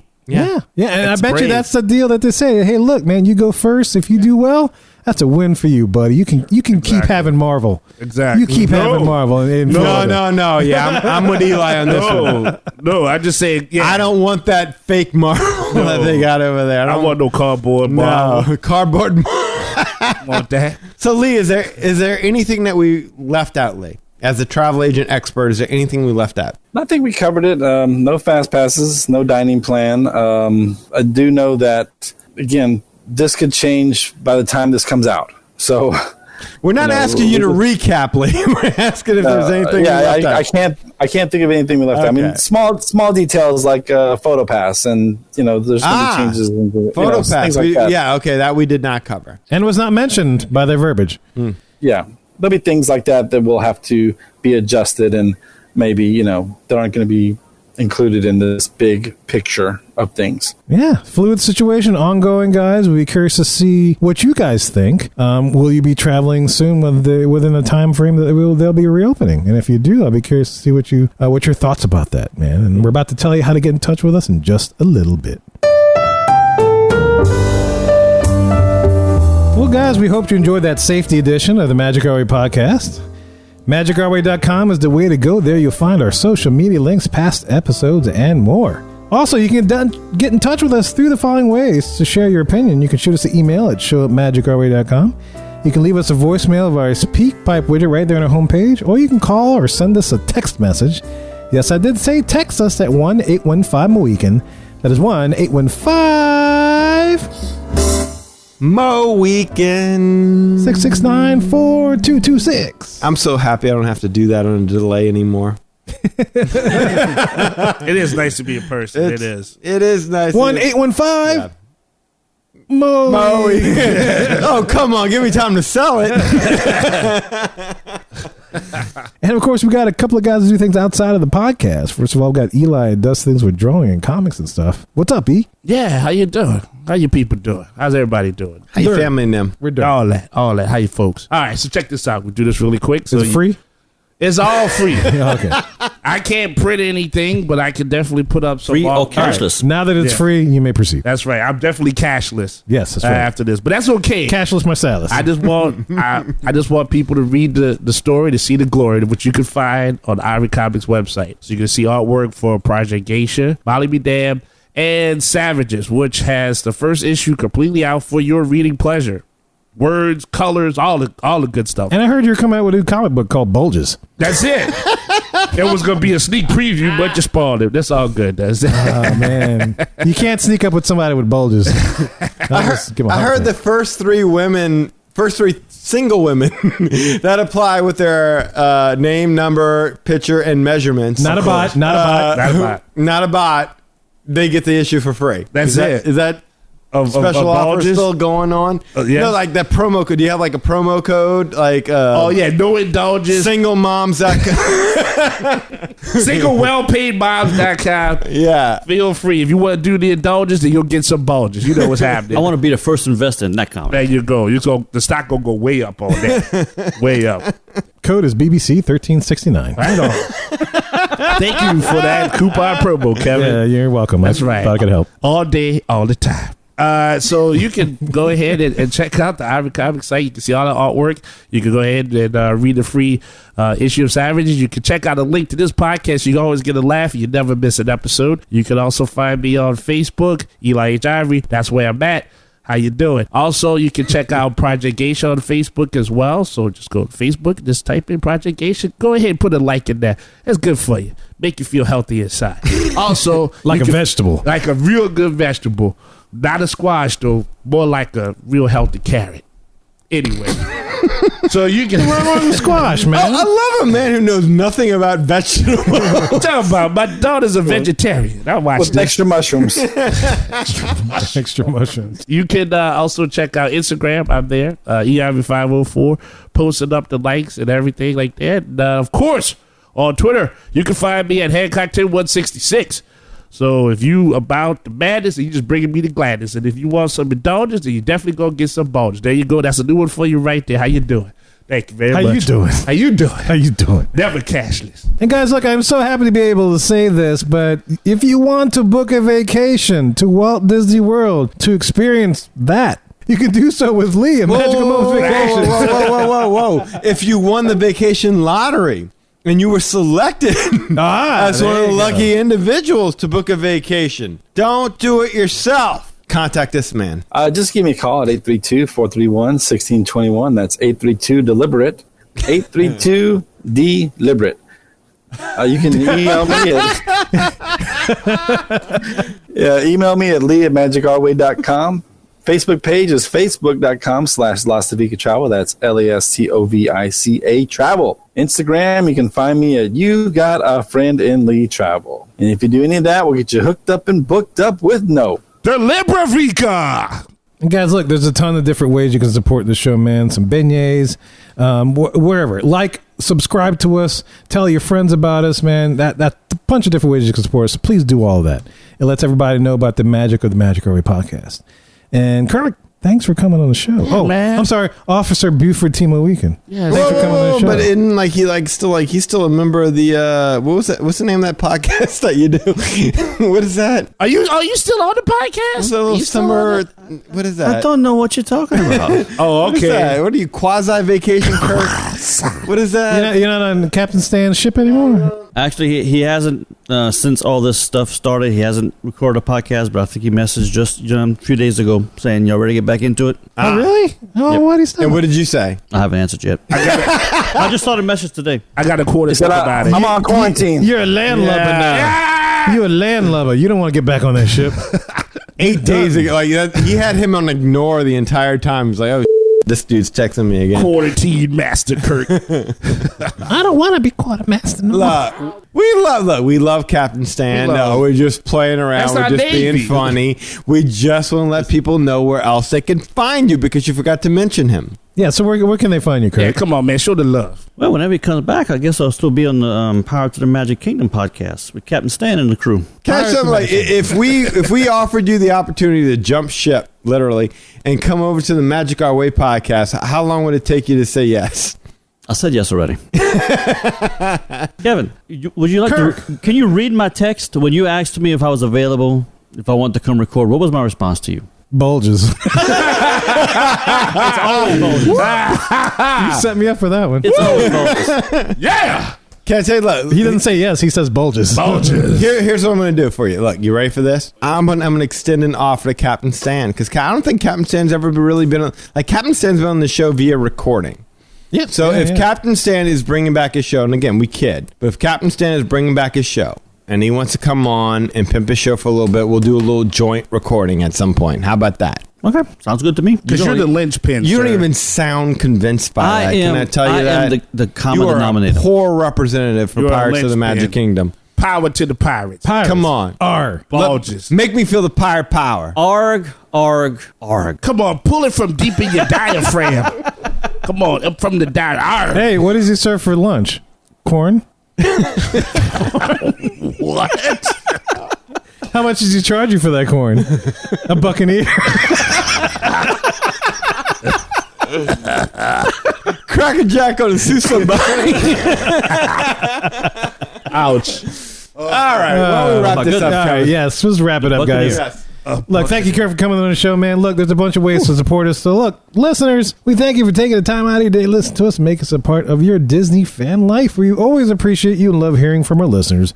All opinions are always welcome in the Magic Our Way podcast, so get in touch with us today. So, Mohegans, ladies and gentlemen, we say Quahariti. My name is Kevin. And I'm Danny. Magic out.